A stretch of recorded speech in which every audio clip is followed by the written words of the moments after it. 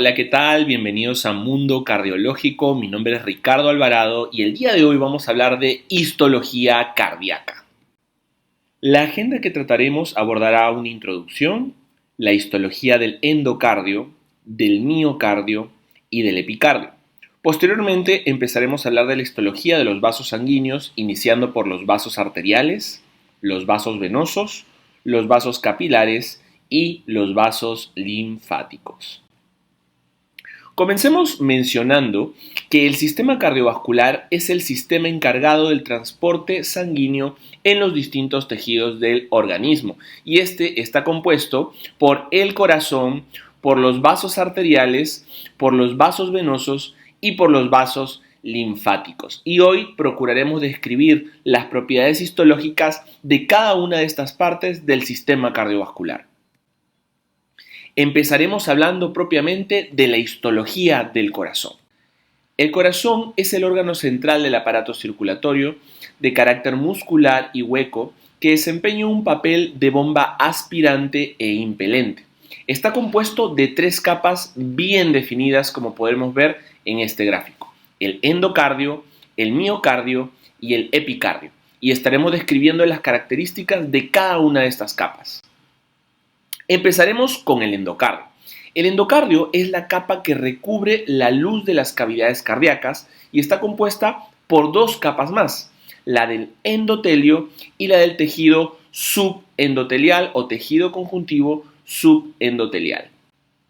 El endotelio está conformado por un epitelio escamoso simple y se denomina de esta manera porque está estructurado a partir de una sola capa de células planas o poligonales, que están unidas entre sí por complejos de unión. Se asemeja mucho a un mosaico, con un núcleo abultado en posición central en cada una de las células. Y esta capa celular va a descansar sobre una lámina basal. Aquí podemos ver una muestra histológica que nos señala la posición del endotelio en el corazón y vamos a ver las células endoteliales en la porción más luminal de las cavidades cardíacas. El tejido conjuntivo subendotelial. Este es una capa de tejido conjuntivo laxo y también denso y que contiene una gran cantidad de vasos sanguíneos, nervios y fibras de Purkinje. Aquí vemos en otra muestra histológica cómo hay debajo del endotelio una gran cantidad de tejido conjuntivo acompañado de fibras de Purkinje, incluso algunas células musculares lisas también y la presencia de vasos sanguíneos y nervios. En el endocardio también encontraremos el tejido valvular, que es un tejido conjuntivo denso y regular que toma forma de anillos fibrosos alrededor del corazón y tiene tres capas bien definidas: la fibrosa, la esponjiosa, atrialis o ventricularis, según el tipo de válvula ante el cual estemos. La capa fibrosa está situada en la superficie de la válvula y esta deriva del tejido conjuntivo denso e irregular del esqueleto fibroso. Es rico en colágeno tipo 1 y tipo 3 y tiene también abundantes fibras elásticas. Y como veremos, esta está recubierta por tejido endotelial. La segunda capa es la capa esponjosa. Es la capa media, compuesta por fibras elásticas y colágenas, dispuestas de una manera laxa, rica en proteoglucanos y glucosaminoglucanos. Esta parte amortigua las vibraciones de la válvula y le confiere una gran flexibilidad. Finalmente tenemos la capa atrialis o ventricularis, dependiendo de la válvula de la que hablemos. Si nosotros estamos frente a este ejemplo, que es una válvula mitral, la capa más externa o final que da hacia la aurícula se denominará capa atrialis, mientras que la porción interna de la válvula aórtica y pulmonar dará hacia los ventrículos, por tanto, esta capa se llamará ventricularis. Está recubierta de endotelio y por debajo del mismo tiene tejido conjuntivo denso organizado que contiene abundantes fibras de colágeno y fibras elásticas. También aquí podemos encontrar algunas células musculares cardíacas y esta porción de la válvula facilita el movimiento de la misma. El miocardio es la capa media del corazón y que está compuesta por células musculares cardíacas. Es el principal componente del corazón y estas células musculares cardíacas que lo componen ejercen distintas funciones, como por ejemplo efectúan la contracción mecánica, fijan el miocardio al esqueleto fibroso, producen secreción de sustancias vasoactivas o generación y conducción de impulsos eléctricos. Vamos a ver que este miocardio, constituido de células musculares, es un tejido muscular estriado e involuntario. Y estas células forman una ramificación de capas o láminas separadas entre sí por hojas de tejido conjuntivo, como veremos en esta muestra histológica, que van a comprender o que van a contener múltiple cantidad de vasos sanguíneos, nervios y también tejido de conducción. Las células miocárdicas tienen algunas particularidades que la van a diferenciar de otro tipo de células musculares como el músculo esquelético. Y vamos a ver que los miocitos están unidos entre sí por lo que se conoce como discos intercalados. Estos discos intercalados son uniones término-terminales altamente especializadas, las cuales comunican ambos sarcoplasmas y permiten que los fenómenos que se producen en una célula pueda pasar a otra célula, y el claro ejemplo de esto es el potencial de acción. Ahora, estos discos intercalares o intercalados tienen algunas regiones particulares, sobre todo dos. Las regiones transversas de estos discos intercalados tienen abundantes desmosomas, que son complejos proteicos de unión intercelular que se ven como discos bajo el microscopio electrónico, mientras que las regiones longitudinales de los discos intercalados tienen abundantes uniones gap, que son canales proteicos que permiten el paso de iones y moléculas pequeñas de una célula adyacente a otra. Aquí tenemos un ejemplo de microscopía electrónica donde vemos las uniones por desmosomas y también vemos las uniones gap. Las células musculares cardíacas, al igual que el músculo esquelético y liso, utilizan una terminología algo distinta para sus respectivos organelos. Son células largas y ramificadas con una forma de cilindro que cuentan con una membrana celular llamada sarcolema. Y esta presenta unas invaginaciones llamadas túbulos T, las cuales son muy ricas en canales de calcio. Suelen tener un núcleo central habitualmente único. En algunas excepciones podemos encontrar dos núcleos en una misma célula, y el citoplasma toma el nombre de sarcoplasma. El retículo endoplasmático liso toma el nombre de retículo sarcoplasmático en los miocitos, y este no forma cisternas terminales abundantes y tampoco es extenso en comparación con el músculo esquelético, lo que sí constituirá una rica fuente de reserva de calcio. Y en la cercanía de los discos Z se forman las desconocidas diadas, que a diferencia del músculo esquelético son triadas, entre los túbulos T, que son estas invaginaciones de la membrana celular, y el retículo sarcoplasmático. Los cardiomiocitos tienen una abundante cantidad de mitocondrias debido a su alto requerimiento energético, y la principal fuente energética que se utiliza en las células musculares cardíacas son los triglicéridos y los ácidos grasos que derivan del metabolismo de estos, y la segunda fuente energética estará constituida por el glucógeno. En el sarcoplasma encontramos una abundante cantidad de elementos contráctiles denominados miofibrillas, las cuales están integradas por miofilamentos, que son proteínas con propiedades mecánicas que hacen posible la contracción muscular. Los miofilamentos están organizados en sarcómeros, que son la unidad funcional y estructural básica del músculo estriado. Los límites de cada sarcómero están dados por los conocidos discos Z.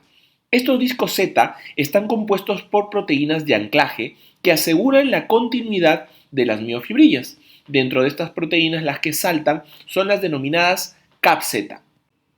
Las miofibrillas también mantienen su estructura una con otra a través de filamentos intermedios en la periferia de los discos Z, como son la proteína desmina y bimentina. A su vez, las miofibrillas están ancladas al sarcolema mismo a través de otras proteínas, entre las cuales destaca la proteína distrofina.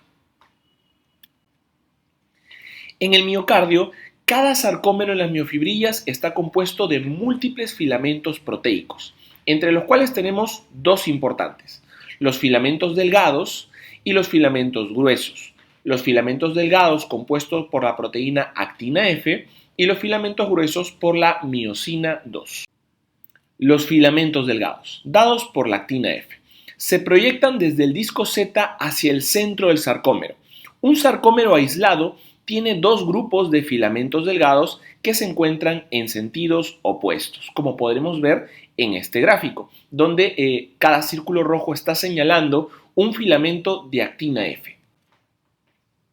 Mientras que los filamentos gruesos, compuestos por miosina 2, se proyectan desde el centro del sarcómero hacia la periferia, formando agrupaciones paralelas e interdigitadas con los filamentos delgados, como podremos ver en los círculos azules. La disposición de estos filamentos explica la presencia de bandas en el sarcómero cuando se hace el estudio microscópico. Ahora, cuando el músculo cardíaco se encuentra relajado, los filamentos gruesos no se extienden a lo largo de todo el sarcómero, específicamente en los extremos del mismo, mientras que los filamentos delgados se proyectan desde los discos Z, no van a encontrarse en el medio. Todo esto hace que en los extremos de cada sarcómero solo hayan filamentos delgados. Estas porciones adyacentes de dos sarcómeros sucesivos corresponden con la banda I.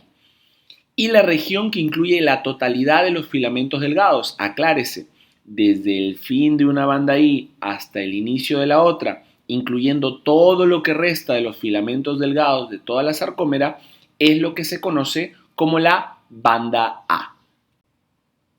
La zona de la parte media de la banda A que carece de filamentos delgados es la denominada zona H o banda H.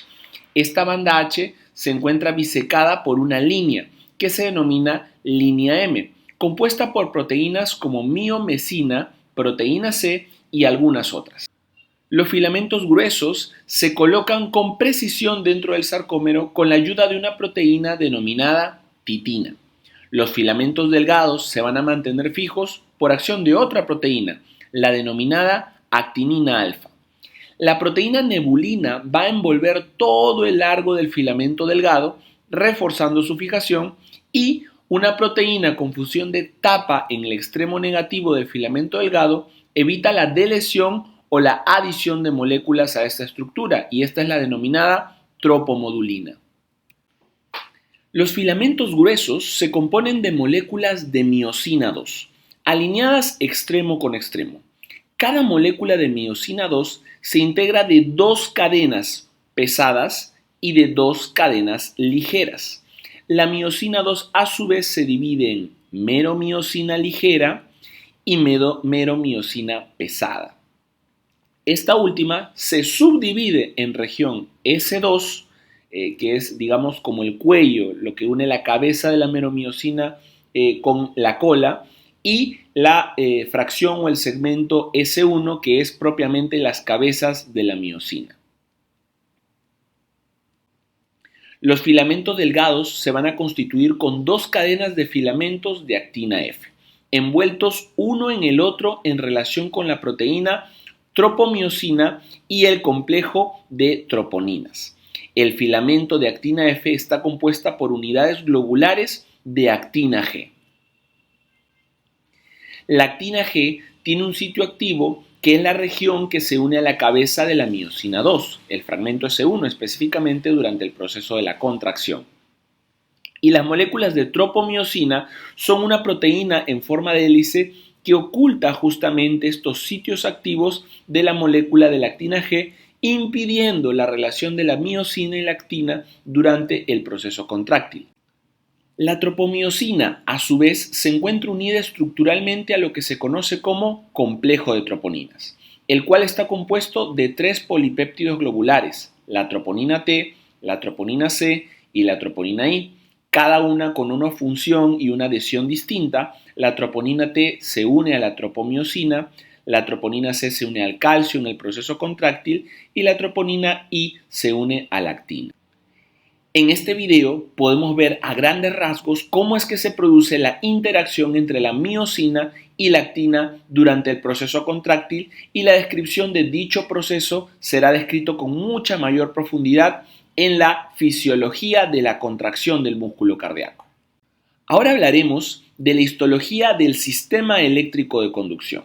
Recordemos que este es un tejido anatómico constituido de células miocárdicas especializadas que tienen una pobre respuesta contráctil y una alta capacidad de generar y o conducir estímulos eléctricos. La actividad eléctrica se genera de manera autónoma y espontánea, naturalmente en el nodo sinusal, en situaciones un poco más atípicas en el nodo auriculoventricular y a su vez los impulsos de estos nodos son conducidos a través de tejidos especializados a una gran velocidad para luego diseminarse por todo el corazón. El nodo sinusal, compuesto de células miocárdicas especializadas, pequeñas, dispuestas en haces entremezclados, cuentan con escasas miofibrillas y discos intercalados y se pueden distinguir en el nodo sinusal dos tipos principales de células. Las células P, que tienen una función propia de marcapaso, una función autómata, una función de generación de una descarga eléctrica o estímulo eléctrico, y las células T, que están en estrecho contacto con las células P y que se encargan de la propagación del impulso eléctrico a toda la aurícula derecha y el resto del corazón. Quiero resaltar en este gráfico esto que está con las iniciales CAT. Son las células de trabajo auricular, es el músculo cardíaco auricular propiamente. Entre este tipo de células, veamos en esta tinción especial, estas células con una coloración más anaranjada y estas células sinusales con una coloración más rojiza. Entre estas células y estas células es que se encuentran las células transicionales a través de las cuales se propaga con mayor facilidad los impulsos eléctricos. El nodo auriculoventricular, compuesto de células miocárdicas especializadas, anatómica e histológicamente posee una zona compacta del nodo auriculoventricular y una zona de células transicionales que interactúan con estas células especializadas que tienen la mayor propiedad de conducción decremental de los estímulos eléctricos de la aurícula a los ventrículos, que tienen algún grado de función autómata, entre algunas otras funciones. Este nodo auriculoventricular va a continuarse anatómico e histológicamente con el conocido haz de His. El haz de His, la rama derecha, izquierda y las fibras de Purkinje.